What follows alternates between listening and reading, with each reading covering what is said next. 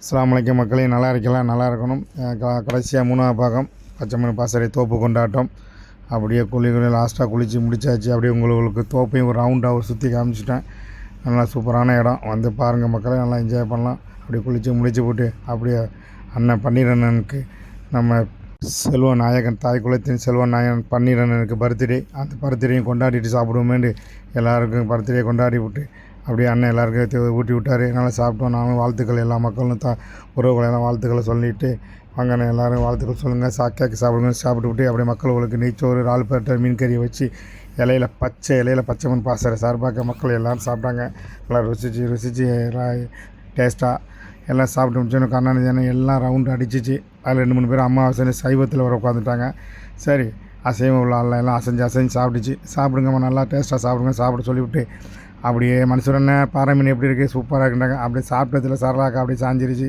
ஏமா அப்படி சாஞ்சிருக்காங்க, சோறு ஃபுல்லாகிடுச்சின்ட்டு சாஞ்சிடுச்சு. ஒரு பக்கமாக இங்கிட்டு மீனை ஊட்டி விட ஆரம்பிச்சிருச்சு அக்காம்மா 2 பேரும்.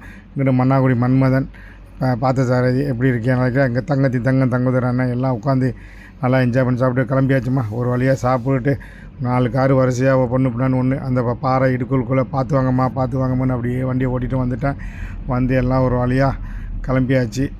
மக்கள் எல்லோரும் என்ஜாய் பண்ண. அப்புறம் தங்கத்துறை அண்ணன், கணேசன் அண்ணன், மன்சூர் அண்ணன், பெரியசாமி எல்லாம் என் மக்களை கொண்டு கரை சேர்த்துட்டாங்க.